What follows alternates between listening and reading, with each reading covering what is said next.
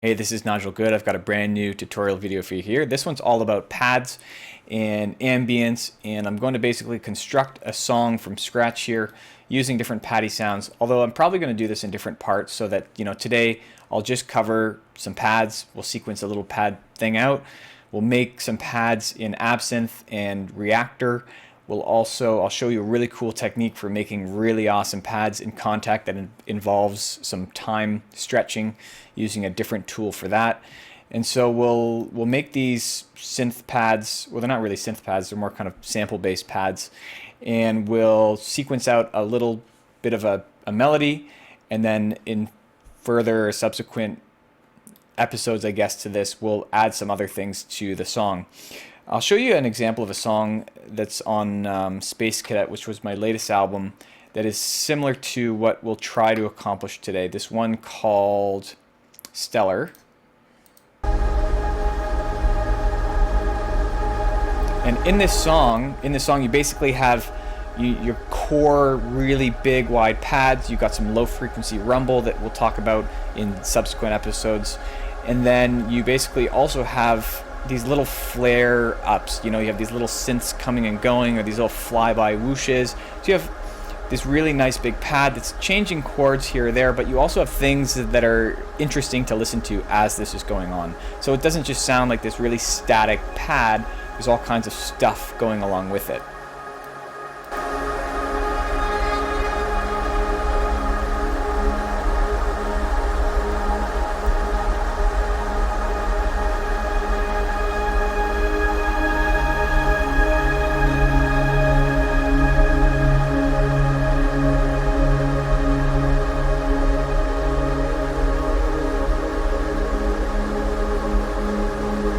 You have to listen long enough to those kinds of songs to really hear things like, chords resolve, or to hear the movement in the song. There is lots of movement, it just happens much slower than, a song that's perhaps just a little bit more, in your face.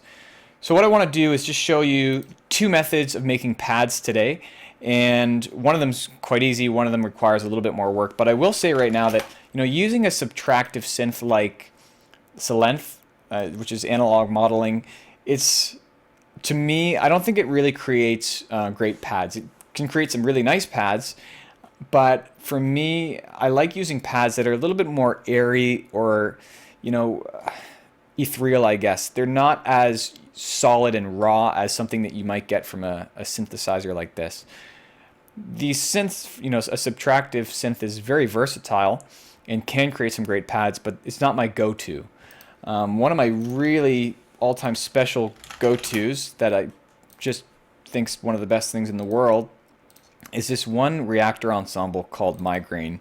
And if you're not familiar, Reactor is a synth from Native Instruments, but what's special about Reactor is that people can go and they can make their own synths, and they can share them with the world in the Native Instruments community Reactor library for free. So this is essentially, if you own Reactor, this is a free synth that someone has made.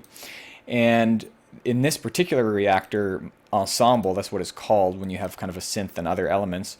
This is the synth here, this is just a little mixer.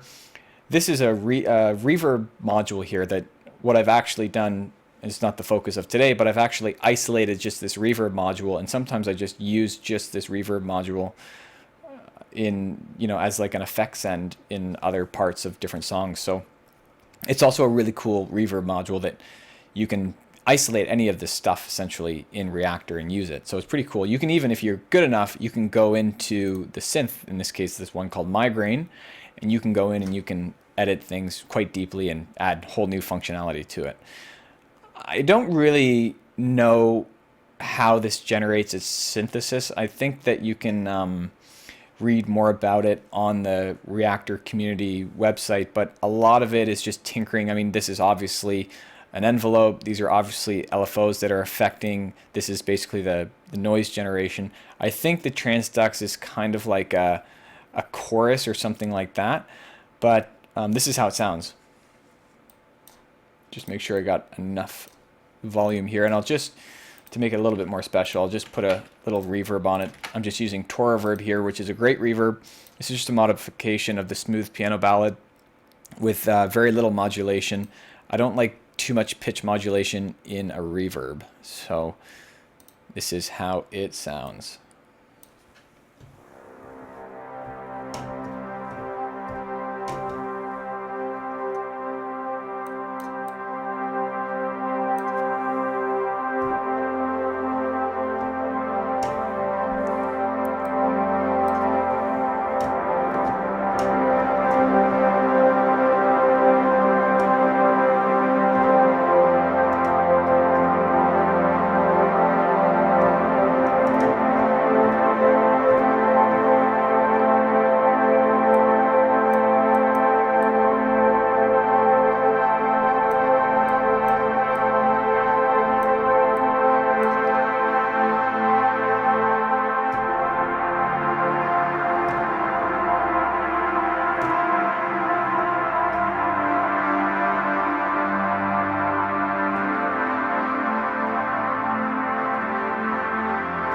Really cool sounds.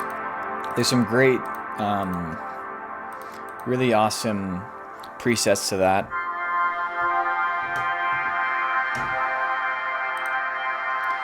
And this one here, entropy ends all utopy. Utopy.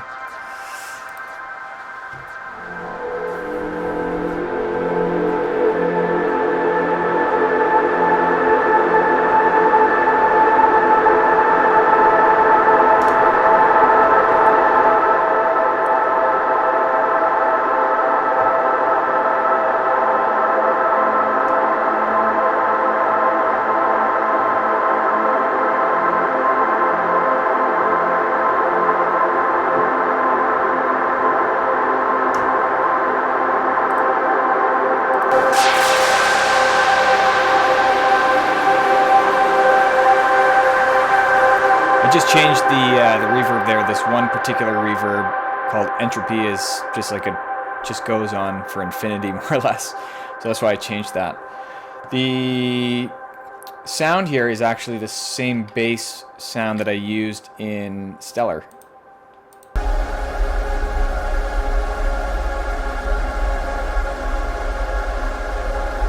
So more or less came from the same source, same preset even, just some modifications to it. So that is one really cool way to make pads. We'll leave that open here.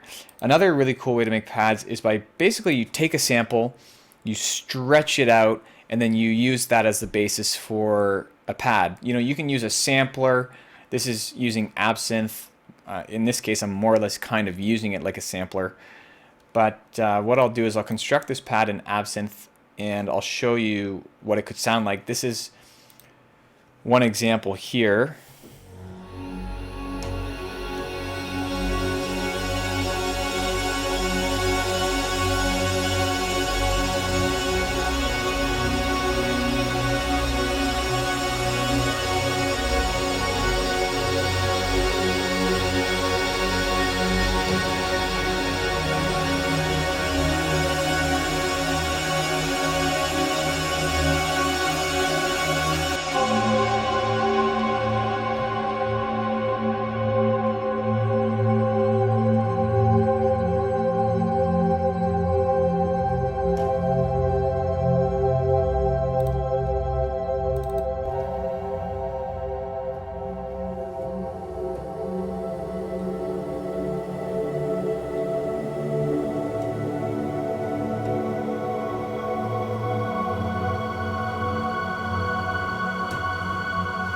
So what you can do is you can make these awesome pads and you get to decide what the source is, but you need to have a source that is going to fit and work. What I have here is these three are all vocal chops using my own voice. I'll show you what they sound like in a sec. This is an FM sound, this is a piano, this is an ooh sound from Go Periscope in the track that we did for Space Cadet. This is a guitar sound, just an acoustic guitar. And this last one is a brass sound from Native Instruments. So these are what the source sounds sounded like.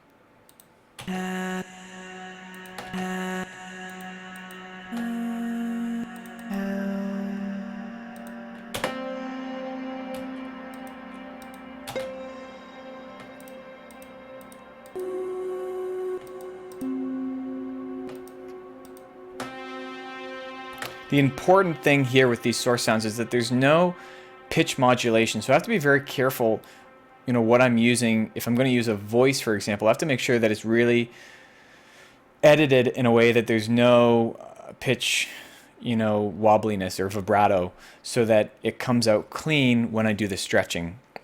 So what I've basically done is I've made this sound really long, and just to show you, if I go right here and I play, that's the sound that I sampled, and this is how it came out. So what I'm using is this really cool program called Pulse Stretch.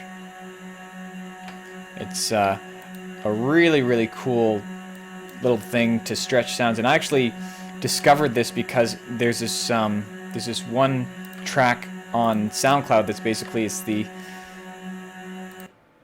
we go. Right. Oh, there we go. So this one track on SoundCloud is the Jurassic Park theme song, but like stretched like 100 times longer or whatever. And it's basically this like hour-long version of the Jurassic Park theme song, and it sounds awesome. And so this Paul's Extreme Sound Stretch, it's a free program, and you can stretch things really, really long. So for example, what I did is I took these sounds, and right here I have the 8th sound in, so the one that I have in right now is the brass sound. And what I've done is just quite simply just stretched, in this case, 205 times longer than what it normally would have been. And you can just play it back.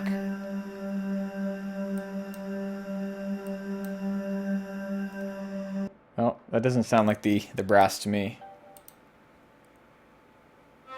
There it is. So it takes that brass sound, it stretches it, it really preserves, I think, the stereo feel of a sample that you're feeding it. So I'm feeding it stereo samples, and it sounds really awesome. So what I've done is I just basically took these sounds and then I stretched them. So I'm getting this, that,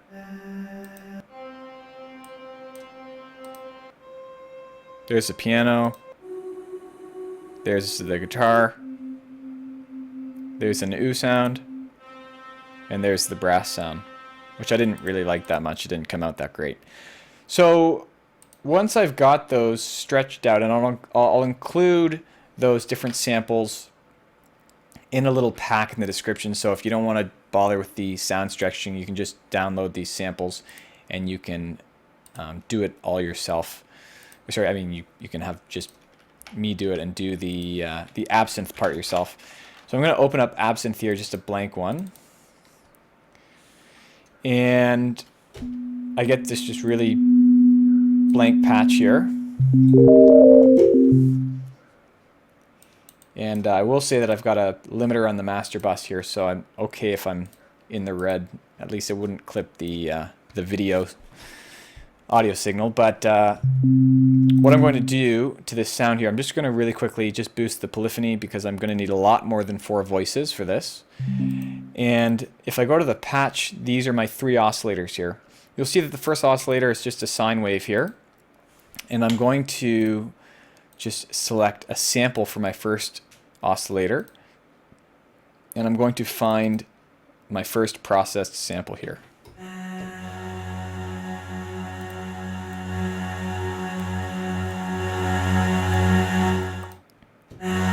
That's basically it. The sample here, I want to just have it loop so that when it gets to the end of the sample, it won't just cut off, which would be really bad. Especially, these aren't multi-sampled, so if you're playing a high note, you're going to run through that sample a lot quicker. What I'm going to do is just use an envelope here, just stretch this out.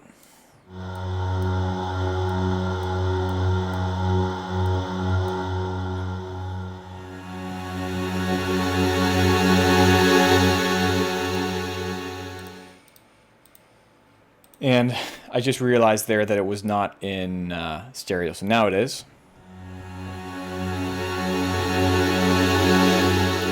So already you have this really awesome stereo pad, quite simple. I'm going to use an effect though, just turn on the effects. The etherizer is really super. I just boost the output a little bit. The one thing that I do when I use the etherizer, it basically takes the sound and it kind of chops it up into little grains and then feeds them back in. I just kind of reduce the rate so that it's a little bit smoother. But you can transpose those little grains that are being fed back in. It sounds really cool. But this is what the etherizer sounds like. I'll just play it all together and then I'll just play it wet.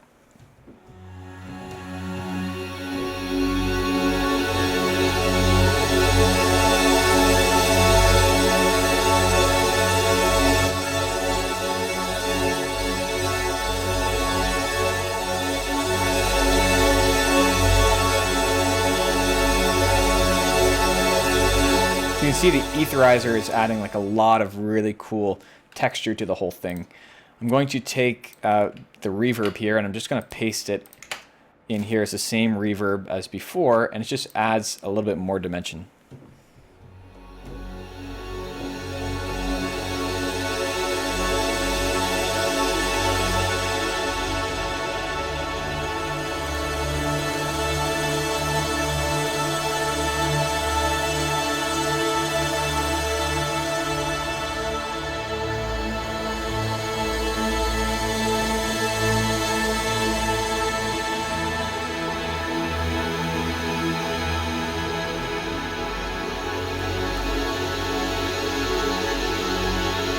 So that's pretty much it. I mean, that's the sound. You can make it a lot cooler though, so what I'll do is go in and check out some of these other processed sounds. So this would be the second vocal chop sample that I had put into the pulse stretch.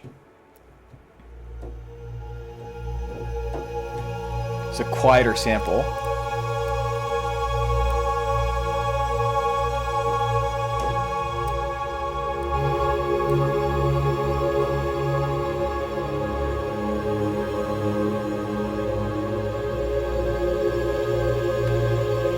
Has a totally different feel to it. This is also a vocal sample.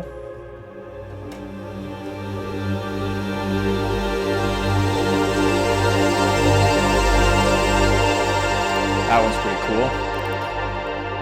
This one is this cool little FM sound. I'll just play the sound.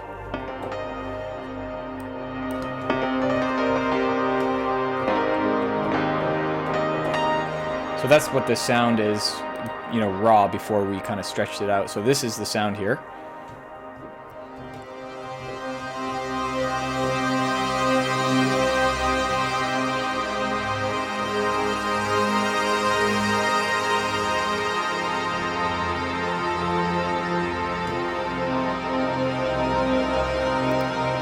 This next one I think is the piano sound.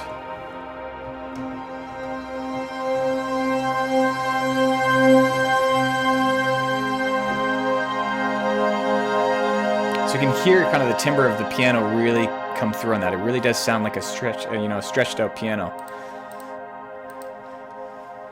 This next one is the vocals from Go Periscope. This might be the coolest one.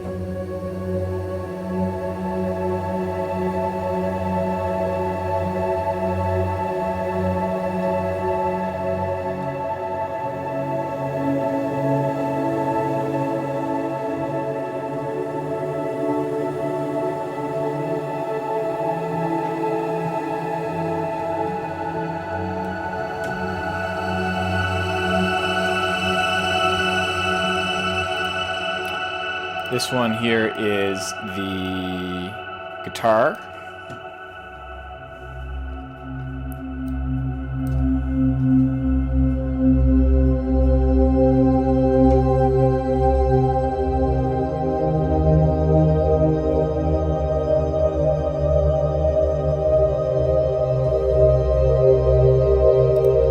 And the last one, which I said I didn't really like, was the brass sound.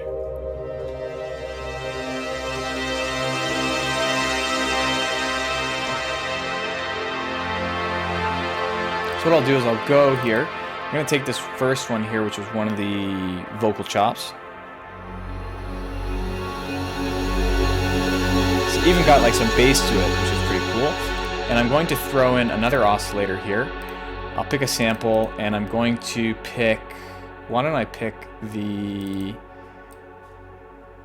1, 2, 3, 4, 5, 6. Wait, 1, 2, 3, 4, 5. Yeah, 6 is the Go Periscope vocal here. And I'm just going to, these were sampled at two different pitches that we now have to compensate for, because these are going to be two different notes.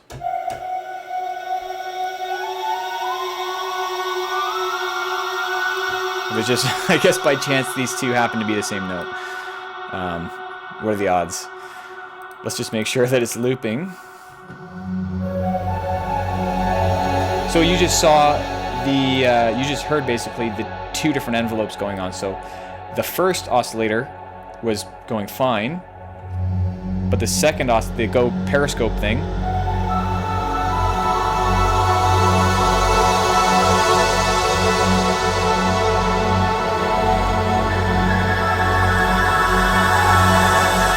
which doesn't even sound that bad, to be honest. But what we'll do is we'll just give the Go Periscope sound just a little bit more volume by reducing the volume of the first one.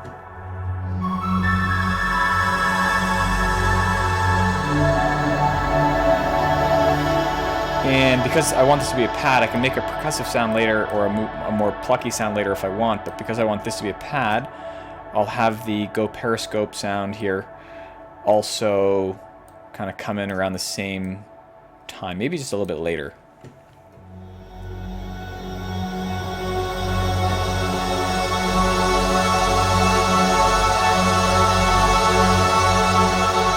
And then we'll just give it a little bit more depth.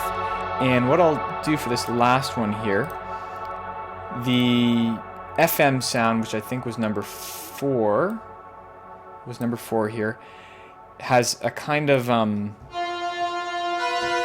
really nice high end. So rather than add any more mud to the mids there, I'm just going to capture kind of more the high end of this sound here. I'll just put a high pass filter on. And then I have to match the pitch too.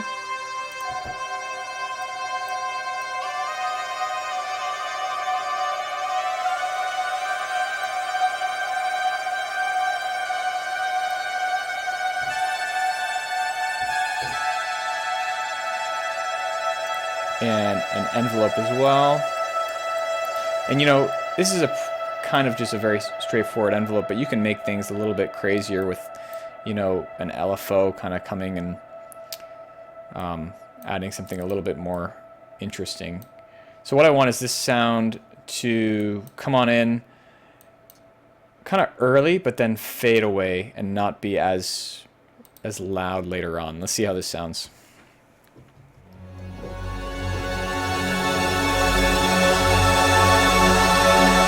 Maybe to make it stick out, I'll make it a fifth, so I'll go 7 semitones up from here.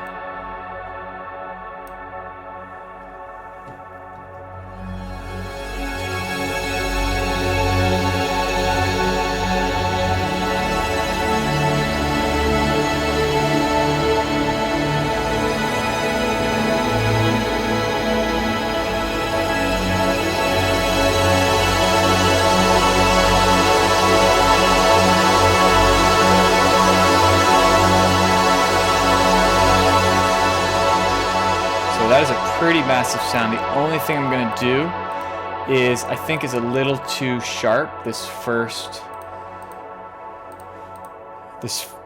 third oscillator here. So I'm actually going to use a band pass.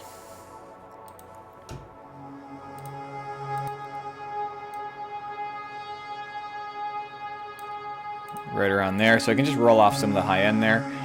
And what I'll do now is sequence out a track here. So all this is like I said, you know, you have this bass pad starting out, and then you have things that are kind of just rising and falling from it. You have some low frequency rumble going on. So right now, I'll just focus on getting the basic chord progression. I'm not going to record with a metronome because I don't really care about the tempo of the track, and I don't care about quantizing in this particular kind of track. So we'll record and just see what happens here.